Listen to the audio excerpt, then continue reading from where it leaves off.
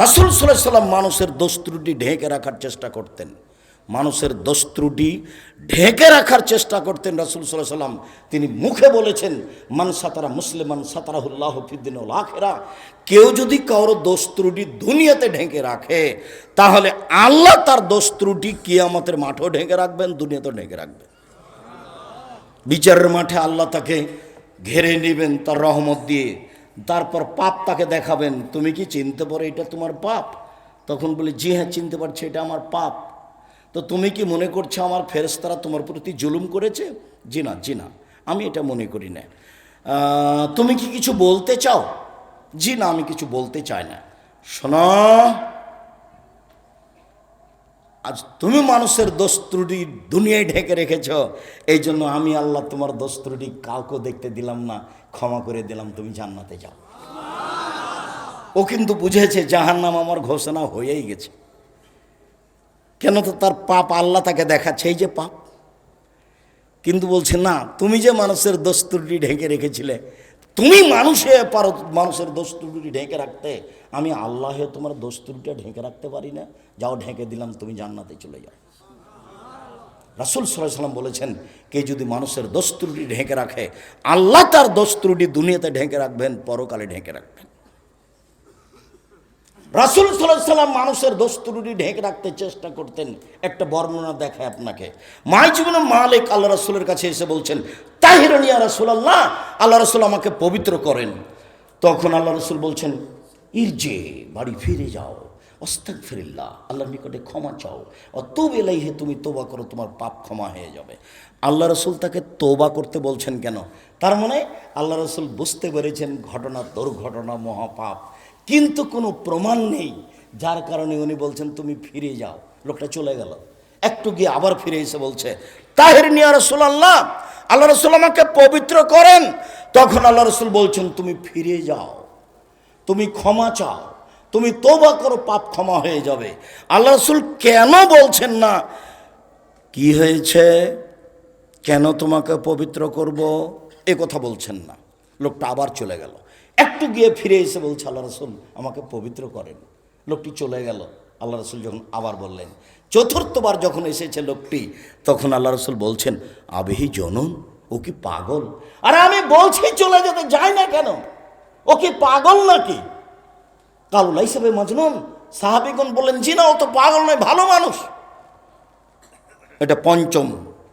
ষষ্ঠবার আল্লাহ রাসূল বলছেন, আশারে বা খামরান, তাহলে কেউ মদ পান করেছে, তাই তার মস্তিষ্ক বিকৃত হয়েছে, সে আমার কথা বোঝে না কেন, ও যায় না কেন? তাহলে কি সে মদ খেয়েছে, তাই তার মস্তিষ্ক বিকৃত হয়েছে, সে তো আমার কথা বুঝে না, ও যায় না কেন? ফাঁকা মারা জলুন ফাস্তান খাও।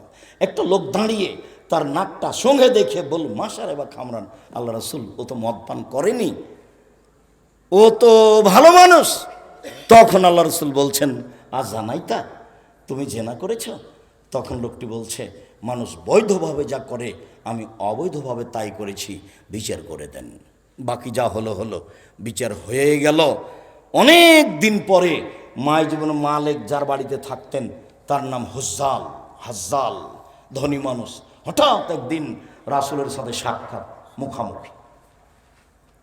তো হজ্জালকে আল্লাহ রাসূল বলছেন, হজ্জাল, লাউ সাতারতা খাবারা মাইজ ইবনে মালিক, ওহ, তুমি যদি মাইজ ইবনে মালিকের দোষটা ঢেকে রাখতে, তাহলে যে কত ভালো হতো, তুমি আমার কাছে পাঠিয়ে দিলে, শেষ পর্যন্ত বিচার হয়েই গেল।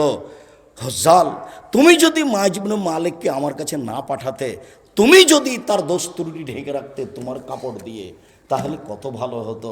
আল্লাহ রাসূল বহুদিন পরে হজ্জালের সামনে এই দুঃখটা প্রকাশ করলেন।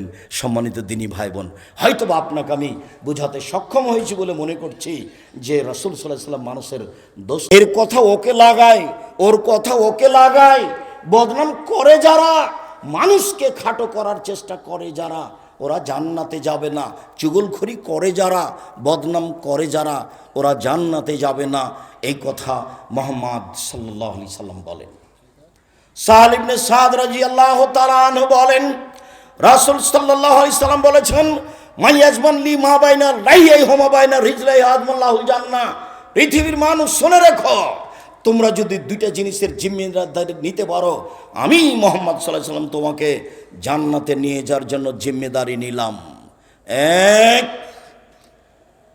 মুখের যদি জিম্মেদারি নিতে পারো, মুখে কারো বদনাম করবা না, মুখে কারো বিরুদ্ধে যাবা না, যদি মুখের জিম্মেদারি নিতে পারো। দুই, যদি লজ্জা স্থানের জিম্মেদারি নিতে পারো, জেনায় লিপ্ত না হও, তাহলে আমি তোমাকে জান্নাতে নিয়ে যাওয়ার জন্য জিম্মেদারি নিলাম। বুখারী মুসলিম। মুখ বড় বিপজ্জনক বস্তু। রাসূল সাল্লাল্লাহু আলাইহি ওয়াসাল্লাম একদা বলেন, সঙ্গী সাথী হেলতে দিল না মাইকুবুল নাসান্নারা, বলতে পারো সঙ্গী সাথী মানুষকে পিছন দিক থেকে ধাক্কা মারে জাহান্নামে নিক্ষেপ করে কি? সঙ্গী সাথী বলতে পারো মানুষকে পিছন দিক থেকে ধাক্কা মারে জাহান্নামে নিক্ষেপ করে কি? সঙ্গী সাথী বলতে পারো মানুষকে পিছন দিক থেকে ধাক্কা মারে জাহান্নামে নিক্ষেপ করে কি? এই কথা বলতে বলতেই ফাঁকা জালে সানাহু, জিভাটা ধরে নিয়ে বলছেন, দেখো জিভা মানুষকে পিছন দিক থেকে ধাক্কা মারে জাহান্নামে নিক্ষেপ করে। মুখ বড় ভয়াবহ বস্তু। সম্মানিত দিনী ভাই বোন, একদা রাসূল সাল্লাল্লাহু আলাইহি ওয়াসাল্লাম বলেন যে কাইফাবে কুমাবে জামানিন, তোমাদের কি হবে, যুগের কি হবে, তোমাদের কি হবে, যুগের কি হবে। এটা উবকি তুমি হোসালাত মিনান নাস, যখন তোমরা থাকবে আগাছার মাঝে, সমাজে কোনো ভালো মানুষ থাকবে না, সবাই হবে খারাপ। সমাজে কোনো ভালো মানুষ থাকবে না, প্রায় সবাই হবে খারাপ। মারে যাত মিনহুমুল উহুদ, তাদের ওয়াদা অঙ্গীকার থাকবে না, সব কিছু মিটে যাবে। আখতালাফু বাইনাহুম, তাদের ভিতরে মতবিরোধ বেড়ে যাবে। ফাঁসাব বাঁকাবে না আসাবে। তারপর তিনি ডান হাতের আঙ্গুলকে বাম হাতের আঙ্গুলের মধ্যে ঢুকে দেখালেন, দেখো দেখো দেখো মানুষের মধ্যে মতবিরোধ এইভাবে বেড়ে যাবে। তখন তোমাদের কি হবে, যুগের কি হবে, তখন তোমাদের কি হবে, যুগের কি হবে। সাহাবীগণ বলেন তাহলে কি করতে হবে? তখন আল্লাহ রাসূল বলেন, এক, আলজাম লেসানাক, মুখখান বন্ধ রেখো। দুই, আলজাম বাইতাক, বাড়িতে থাকো। তিন, খুঁজবো তারিফ দামা তনকেরও, যেটা ভালো সেটা নিও, যেটা খারাপ মনে করো সেটা ছেড়ে দিও। রাসূল সাল্লাল্লাহু আলাইহি ওয়াসাল্লাম তিনটা কথা বললেন। উকবা ইবনে আমির রাদিয়াল্লাহু তাআলা আনহু বলেন, একদা আল্লাহ রাসূলকে জিজ্ঞাসা করা হলো, মান নাজাত, বাঁচার পথ কি, কি করলে বাঁচবো? তখন এক নম্বর আল্লাহ রাসূল বললেন, আলজাম লিসানাক, মুখখান বন্ধ রেখো, বেঁচে যাবা। মুখখান বন্ধ রেখো, বেঁচে যাবা। রাসূল সাল্লাল্লাহু আলাইহি সাল্লামকে জিজ্ঞাসা করা হলো, মা আন আকসারে মাইদগুলো নাসান নারা, মানুষকে বেশি বেশি জাহান্নামে নিক্ষেপ করে কি? আল্লাহ রাসূল সেই জিনিসটা কি যে জিনিস মানুষকে বেশি বেশি জাহান্নামে নিক্ষেপ করে?